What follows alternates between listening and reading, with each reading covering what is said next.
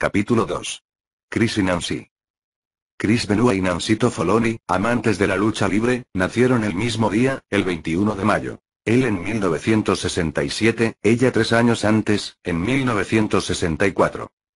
Él era el luchador de los luchadores, el descendiente viviente del estilo de Tom Bellington, el legendario Dynamite Kid. Ella fue una figura revolucionaria, en la sexualización de las femes fatales de la lucha libre, tan prototípica al retratar los encantos, y las traiciones de una mujer que su último personaje fue conocido, con una eficiencia tan impresionante como su belleza física, simplemente como Woman. Nacido en Montreal, Chris se mudó con su familia a Edmonton a temprana edad. No es exagerado decir que nunca conoció otra vida fuera de la lucha libre. Cautivado por los espectáculos televisados de Stampede Wrestling, el territorio de Stu Hart en el oeste de Canadá, Benoit comenzó a asistir a los espectáculos de Stampede desde los 11 años, ofreciéndose como voluntario para montar y desmontar las sillas plegables de los asientos de primera fila, en el Kingsmen Fieldhouse de Edmonton. En 1980, a los 13 años, Chris organizó una reunión tras bambalinas con Dynamite Kid, su luchador favorito. British Kid, que entonces tenía 20 y pocos años, ya era el villano principal de Stampede, y un revolucionario de la industria. En Japón, con Satoru Sayama, Tiger Mask, Tom Bellington inauguró nuevos caminos en el funcionamiento de los combates. Sus combates se basaban en momentos culminantes, y cambios de ventaja rapidísimos. La precisión atlética, el ritmo y la psicología de Kid eran tan espectaculares, que destruyeron las nociones convencionales de elevar lentamente las emociones del público. Kid mantenía a todos en un frenesí de campana a campana. Con su primo, Davey Boy Smith, pasaría de Stampede a una lucrativa carrera en la World Wrestling Federation, WWF, más tarde como WWE, al formar un equipo en parejas llamado British Bulldogs. Para llegar allí, Bellington tuvo que aguantar miles de golpes en el ring, ante un público reducido, y vivió a base de analgésicos y alcohol, que le ayudaron a superar la dura prueba física y mental. También se emborrachó con esteroides, porque si un hombre pequeño podía encontrar un hueco en la grandeza, seguía siendo solo un hueco, y aún necesitaba cumplir con un umbral mínimo de tamaño. En 1986 se sometió a una cirugía de columna. Al año siguiente sufrió la primera de 2 convulsiones casi fatales. Para 1996, a los 37 años, había terminado definitivamente, aunque había sido una sombra del clásico Dynamite Kid durante muchos años, afectado por lesiones, y por un menú de drogas que incluía LSD, y gamma-hidroxibutirato o GBH, conocida popularmente como la droga de la violación en citas. Divorciado de la cuñada del gran luchador Bret Hart, y de una segunda esposa, Bellington regresó a Inglaterra para vivir solo, en silla de ruedas y desempleado. En 1980, Chris Benoit, de 13 años, lo único que sabía era que quería ser exactamente como el Dynamite Kid. Chris le imploró a su familia, para que le consiguieran un equipo de pesas, y su padre accedió.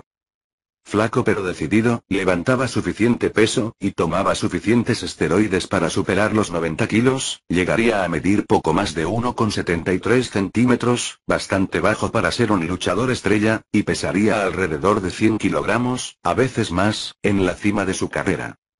A los 18 años, Chris tocó la puerta de Stu Hart en Calgary, y le pidió que le haga una prueba para entrar a Stampede. Stu hizo lo que hacía por primera vez con todos los aspirantes. Llevó a Chris al gimnasio del sótano de la casa Hart, conocido como el Calabozo, donde el advenedizo fue estirado y enganchado, con numerosas llaves de lucha libre legítimas, rompevenas, e imposibles de contrarrestar. Fue una auténtica tortura. Benoit superó la prueba al no quejarse ese día, y al volver a por más al día siguiente, y lo pusieron en rotación para un entrenamiento completo como luchador profesional. Aprendió a distribuir su cuerpo, para amortiguar esos golpes bruscos, en la medida de lo posible. Aprendió a vender los movimientos de su oponente, a comportarse bien y a enfrentarse a él. Estas sesiones se realizaban en fines de semana. En ese entonces, Chris trabajaba en el negocio de su padre en Edmonton entre semana, y recorría casi 320 kilómetros en autobús hasta Calgary todos los viernes, regresando a casa el domingo por la noche. Más tarde, en 1985, Stampede envió a Benoit de gira, por el remanso de la lucha libre, la tundra a menudo helada de la pradera del oeste de Canadá. Cada semana, los chicos viajaban de Calgary a Saskatoon, Regina, Red Deer, y Edmonton, en una camioneta 4x4, propensa a averiarse en medio de la nada. Y a Chris le encantaba, y los fanáticos lo adoraban. Decían que era la viva imagen de Dynamite Kid. Los mismos saltos desde la tercera cuerda, sin preocuparse por su propio cuello, incluso los mismos snap suplex, ejecutados rápidamente con mucha precisión. En 1987, Benoit se mudó a Japón para vivir un año en el doujyo, o centro de entrenamiento, de una de las dos principales promotoras de la zona, New Japan Pro Wrestling. El castigo difícilmente podía superar lo que ya había experimentado, en el calabozo de Stu Hart. Pero los doujos también contaban con estrictas jerarquías, y rituales de novatadas, y para un peón extranjero, las humillaciones psicológicas eran aún peores. Chris realizaba las tareas domésticas más sucias, y los recados más degradantes para los veteranos, mientras aprendía más trucos del oficio, al estilo japonés. Finalmente, New Japan lo contrató como el enmascarado, Pegasus Kid, y fue lo suficientemente formidable en ese rol, como para ganar campeonatos, y convertirse en 2 veces ganador de la Super Shake-Up, un prestigioso torneo dedicado a la división de peso pesado junior. Benoit también luchó en México y Europa. Trabajando en la liga alemana de catch, conoció a su primera esposa, Martina, con quien tendría un hijo y una hija en Edmonton antes de divorciarse. En Japón, donde el maestro luchador alemán Karl Gotch ejerció una gran influencia, Chris ya había perfeccionado, y convertido en uno de sus movimientos patentados el suplex alemán, en el que su oponente era lanzado por encima del cuerpo de Benoit, y sobre su propio cuello. A Benoit lo llamaban, el lobo rabioso. En 1994, mientras trabajaba en la Extreme Championship Wrestling de Filadelfia, Benoit se ganó un segundo apodo: el canadiense mutilador. Esto surgió después de romperle el cuello accidentalmente a otro luchador, Sabu, tras una mala comunicación y un movimiento fallido. Los promotores, rara vez desaprovechan la oportunidad de explotar, incluso dosis inesperadas de realidad, y Paul Heyman de la ECW, no fue la excepción. Bajo la tutela de Heyman, la ECW, generalmente aumentó la apuesta por la violencia y el riesgo. Dirigida principalmente a jóvenes en los primeros años de Hulk Hogan, la WWF, había adoptado un estilo comparativamente estandarizado y seguro. Pero la guerra promocional con la World Championship Wrestling, WCW, la promoción de Ted Turner en Atlanta, junto con la interpretación extravagante de la ECW del arte del trabajo, impulsaron a la WWF, a mejorar su atletismo y a atender más a una nueva, y exigente base de fanáticos incondicionales. Aunque interpretaba más a un babyface que a un heel, Benoit aceptó la evolución de su personaje, a la de un despiadado distribuidor de lesiones espinales. Su llave de sumisión final se llamaba, la Crippler Crossface. Chris, que había luchado brevemente para la WCW en 1993, regresó definitivamente, con un buen contrato garantizado, en 1995. A los 28 años, en su mejor momento atlético, finalmente se había afianzado, en la corriente principal de la lucha libre norteamericana. Al igual que Chris, Nancito Foloni comenzó en la lucha libre como aficionada. Ella se unió a una empresa regional durante su etapa territorial, y ascendió a un puesto estable en una de las dos principales compañías, que aún seguían en pie, en la era de la televisión por cable. Nancy se graduó de la escuela secundaria, en DeLand, Florida, cerca de Daytona Beach. Consiguió trabajo vendiendo programas, en los espectáculos de Championship Wrestling, en Orlando, una promoción con sede en Tampa, propiedad y operada por el ex luchador, Eddie Graham. La oficina de Graham, que controlaba toda Florida, fue una de las más exitosas de las que en su momento, fueron más de 30 prósperas promociones regionales a tiempo completo, en todo Estados Unidos. Graham tenía una estrecha relación con la mayor cadena de revistas pulp independientes de lucha libre publicadas en Nueva York. El término pulp va en referencia a las revistas clásicas de la lucha libre, publicadas a mediados del 1920, que hoy en día se consideran clásicos coleccionables. Un fotógrafo de las revistas descubrió a Nancy, y la utilizó primero como modelo de bikini, y luego en una serie de reportajes, populares en aquel entonces, que se anunciaban como lucha en un edificio de apartamentos. Se trataba de representaciones de pornografía suave, que alimentaban las fantasías de hombres y niños, de mujeres atractivas tocándose con ropa de calle, que a menudo se quitaban por etapas en medio de combates que, según se decía, se organizaban en privado para una clientela exclusiva. No eran combates de lucha libre en absoluto, por supuesto, solo sesiones de fotos cursis. Las historias de lucha libre en edificios de apartamentos, se vendían bien en los kioscos, y se les atribuía el mérito de prolongar el apogeo de las revistas de lucha libre de la vieja escuela, que por entonces estaban en apuros. Interpretando a Pera, la chica del apartamento, Nancy conoció al luchador Kevin Sullivan en una de las sesiones. Casi 15 años mayor, el bostoniano de baja estatura, quedó fascinado por sus curvas juveniles, y sus sensuales rasgos oscuros, que incluían pómulos prominentes, y ojos que se entrecerraban amenazadoramente, cuando se lo pedían. En 1984, a los 20 años, comenzó a hacer giras con Sullivan en el circuito de lucha libre en Florida, como su ayuda de cámara. Fallen Angel también se vio involucrado en el personaje televisivo, que Sullivan creó para sí mismo, el Príncipe de las Tinieblas, una especie de gurú de una secta satánica, en una trama considerada innovadora para su época. Nancy se había casado con Jim Dawes, su novio de la escuela secundaria de Lan, pero pronto se divorció de él y se casó con Sullivan. Con la excepción de algunas luchas improvisadas, Nancy no luchaba. Sin embargo, como una de las ballet managers más populares de la generación de los 80, ayudó a cambiar la participación de las mujeres en la lucha libre profesional, alejándolas de sus raíces burlescas y poco glamorosas. En la época dorada, la mayoría se entrenaba con las fórmulas trilladas del promotor Billy Wolfe y, posteriormente, de la campeona Lillian Ellison, la fabulosa mula. Vestían trajes de una pieza, y mezclaban algunos movimientos de lucha en el suelo, con elementos suaves de peleas de gatas y gags visuales basados en el género. En el lugar favorito de Mula para ser ruda, escondió un objeto extraño en su sostén, y nunca la descubrieron porque el árbitro no pudo inspeccionarlo. Después de Nancy Sullivan y sus contemporáneas, estaban las reinas del fitness de hoy, las divas de la WWE, quienes principalmente generan tráfico nuevo, y promocionan productos, además de enredarse en las carteleras preliminares de los espectáculos en vivo. Championship Wrestling en Florida, se desmoronó durante la guerra promocional, impulsada por la expansión nacional de la WWF, por Vince McMahon. Kevin y Nancy, sin embargo, resurgieron con éxito en el elenco de la WCW. Sullivan se volvió influyente en el equipo creativo de la WCW, y Nancy permaneció activa como woman, una manager con diversos protegidos y tramas. Con una pausa significativa para una etapa de los Sullivan juntos, y luego por separado, en Extreme Championship Wrestling, así estaban las cosas cuando Chris Benoit consiguió su propio contrato permanente en la WCW.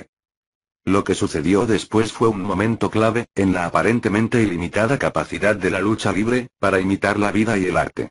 El matrimonio de Kevin y Nancy, tumultuoso desde el principio, estaba en sus últimas. Mientras tanto, Sullivan, con el sombrero de Booker, notó que Benoit, un luchador brillante pero deslucido, necesitaba un ángulo, que le diera más tensión y poder de convocatoria entre los aficionados. Y quizás, Chris y Nancy también se enamoraron, de forma real y sincera, casi al instante. Solo sus peluqueros lo sabían. Sea cual sea el resultado final, Chris y Nancy aparecieron juntos en unos sketches televisivos, en donde se reían a espaldas de Kevin, y a veces incluso delante de él. Esto desató una disputa, con un feudo en medio, entre Benoit y Sullivan, que culminó en un combate que Chris ganó, con la condición de que Kevin se retirara. De hecho, Sullivan estaba planeando su retirada del ring para dedicarse por completo a la gestión de la WCW. Nancy pronto dejó formalmente a Kevin y se mudó con Chris. La broma interna que se hacía en la industria era que, Sullivan era el escritor que había buqueado su propio divorcio. Para complicar aún más el panorama, la posterior y desconcertante negativa de la WCW a impulsar a Benoit como atracción principal. Esto pudo haber sido una represalia personal por parte de Sullivan, o simplemente un reflejo de la mala gestión de la empresa. Para entonces, varios otros luchadores más pequeños, estaban en la misma situación, incluyendo a los amigos de Benoit, Eddie Guerrero y Dean Malenko, quienes también eran pequeños pero talentosos. Se hacían llamar los Tres Amigos. Todos fueron cortejados por la WWF, y renunciaron. La defensa de Benoit de su contrato con la WCW, bien pagado pero frustrante, se fortaleció cuando el Departamento de Recursos Humanos de Turner se enteró de que Mike Graham, uno de los asistentes de Sullivan, había amenazado con degollar a Chris. Graham era hijo del jefe de Nancy en Florida, Eddie Graham, quien se suicidó en 1985. Chris aceptó una reducción salarial para irse de Georgia a Connecticut, pero estuvo contento de abandonar, después de solo un día, el campeonato mundial de la WCW, que le fue otorgado tardíamente. A largo plazo, esto resultó ser una excelente decisión para su carrera. Semanas después de debutar con la WWF, a principios del 2000, Chris recibió unos días libres para acompañar a Nancy en Georgia, donde dio a luz a su hijo, Daniel Christopher Benoit, el 25 de febrero. Chris y Nancy se casaron 9 meses después. En 2003, la Casa de la Lucha Libre de Chris, que recientemente había cambiado su nombre a WWE, se embarcó en un programa de educación pública, para controlar un fenómeno que los medios de comunicación denominaban lucha de patio, en el que surgieron anécdotas de lesiones graves e incluso muertes. En la década de 1950, se informó que varios niños saltaron desde las ventanas de los pisos superiores, intentando emular al actor George Briggs, en la serie de televisión Superman, lo que llevó a los productores del programa, a insertar en los guiones advertencias sobre que ningún mortal debería intentar jamás las hazañas de Superman. De igual manera, la WWE cedió a la presión con sus advertencias de "no intentes esto", dirigidas a los jóvenes espectadores en casa. La compañía cooperó con el Consejo de Seguridad de Canadá, en una campaña que incluyó la aparición de Benoit en el noticiero matutino, Canadá AM. El presentador, Ray Virtual, mostró un vídeo de Benoit ejecutando la Crippler Crossface y le pidió que lo explicara. Básicamente, este es un movimiento de sumisión, en el que lo sujeto por el brazo, y le rodeo la cara con las manos, dijo Benoit. Y tiro hacia atrás con toda la fuerza que puedo en su cabeza. Es un movimiento de sumisión realmente devastador, cuando se aplica correctamente.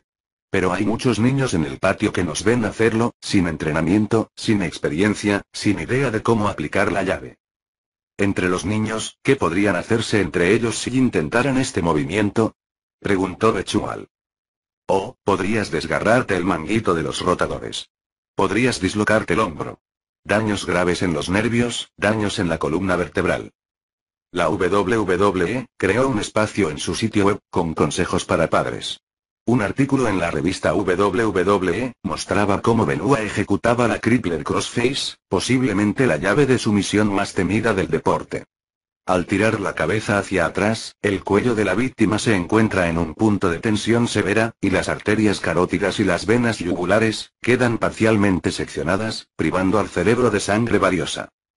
Con las manos de Benoit entrelazadas sobre el rostro de su oponente, la posibilidad de una fractura de nariz es muy real. WrestleMania 20, 14 de marzo de 2004. Un Madison Square Garden de Nueva York, abarrotado, y una audiencia internacional de pago por evento, presenciaron el evento principal, una triple amenaza en la que Benoit y Shawn Michaels desafiaron simultáneamente a Triple H, por el campeonato mundial de peso pesado, de la marca Raw.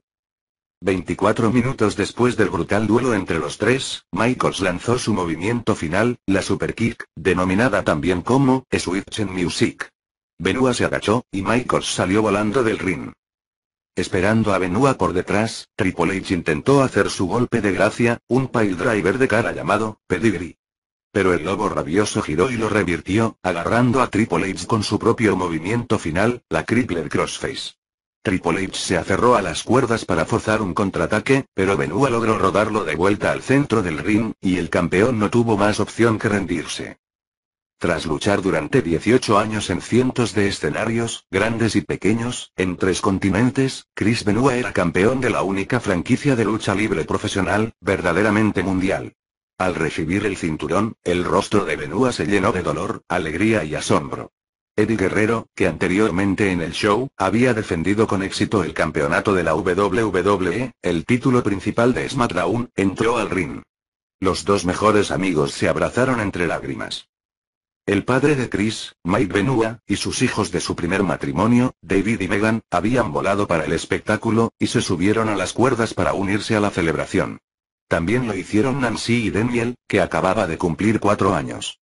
Cayó confeti por todo el ring. Se abrazaron y lloraron. El primer pago por evento, después de WrestleMania 20, fue Backlash, desde el Rexall Place de Edmonton. La WWE construyó un build-up de 5 días, que estuvo centrado en el chico local, que había triunfado en la lucha libre profesional. Miles de aficionados recibieron a Benoit, en una manifestación, a su llegada al Aeropuerto Internacional de Edmonton, el martes 13 de abril de 2004. El alcalde Bill Smith declaró el domingo como el día de Chris Benoit. La emoción va en aumento, declaró el alcalde Smith, en un comunicado de prensa de la WWE. Mientras los aficionados locales a la lucha libre, se preparan para recibir a su héroe local en Backlash, el 18 de abril. Será un momento genial en Edmonton.